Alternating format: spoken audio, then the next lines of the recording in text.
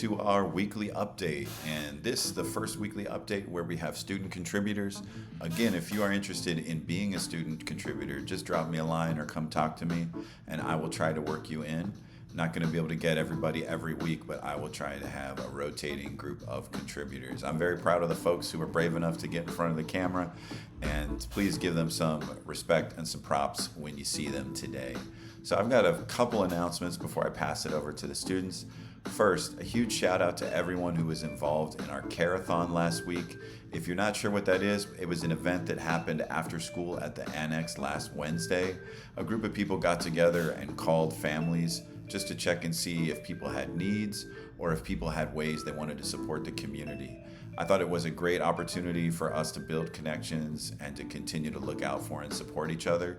We're going to have another Carathon event in January, so please make sure you follow the channel and check the weekly updates to see how to get involved and how you might be able to contribute to that.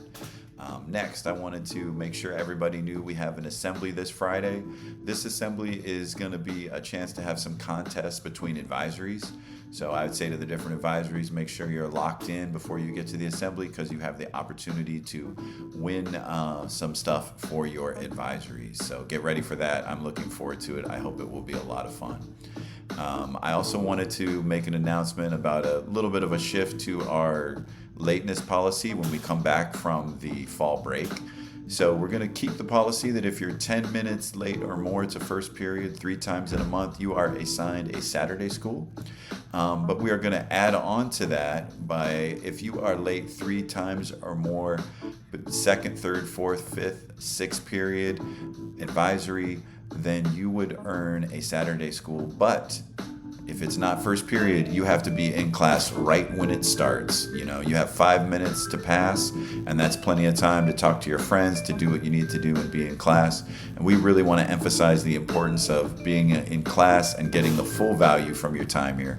So once again, if you are even 30 seconds late to class going forward, second, third, fourth, fifth, sixth period and advisory, that will count as a strike towards a Saturday school. If you have any questions about that or concerns, please feel free to talk to me, but I'm confident that it won't be an issue for most folks, and it will just be a way to encourage us to be where we need to be. Lastly, I wanted to share a little bit of gratitude because we are getting to that season where we think about what we're grateful for. One thing I am grateful for is my family and the laughs and the fun and the connections that we have together every day. They keep me going and they keep me inspired. I know for a lot of you, your families are the core of who you are, and it's the same for me. So I want to give a huge shout out of gratitude to my family. So thank you, everybody. Listen up and enjoy the student contributions, and I hope you have a great break, and I look forward to getting right back to the work when we come back. All right, take care. What's up, Averson? It's your boy Sebastian, and I have a couple announcements to make.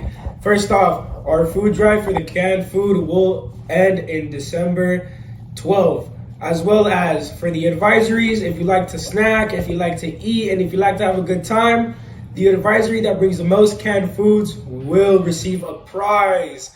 And I know my seniors, my freshmen, I know my middle schoolers, all the high schools love to have a great time and love to snack. So if you want to have a great time and snack, you have until December 12th to bring as much canned food as you possibly can for your advisory classes. And Mr. Aaron will choose the class who has the most canned foods. Good luck, Avison. Peace out. Hello, all the students at AGLA. I'm Maddox. I'm from the 8th grade SAC Council, and I'm here to share with you guys the weekly student poem. This one is made by Rev. Robin G. White. Let's begin. The feel of a much-needed hug in a moment of sorrow. An unexpected helping hand from the stranger. The curl of the tiniest fingers wrapped around trustingly around your own. A gentle breeze on the cusp of autumn, and the way a leaf flies against it. The acrid scent of dying sugar maple, hurried against an ombre October sunset. How the moon fills the sky and lights a child's face when she sees it. The way giggles sound sweeter when hurled against the dim of a tide rising at their feet. The curious curl of a mustached lip across the metro. The extended hand on the crowded, too fast jitney. the arms carrying the wounded, and the hearts carrying their prayers. The church bell in the distance, and the train whistle calling memory home. All the tender places we land in our journeys, glances that smile, whispers that remind you, touches that feather sweetness, compassion and care. These moments, when life unfurls sorrows, yields weariness, beckons the best of us, buries to the core, sways in endless fields of blossoms.